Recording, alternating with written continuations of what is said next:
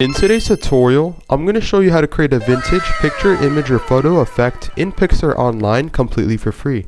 If you want to learn how I create content online and save hundreds of hours per year, click the link down below, scan the QR code, and enjoy the tutorial. The first step is to go to the top left hand screen, right here, and then scroll down, and then click the fifth option which says Effect. And then the next step is to locate the effect that you would like to use. In this example, we have multiple options.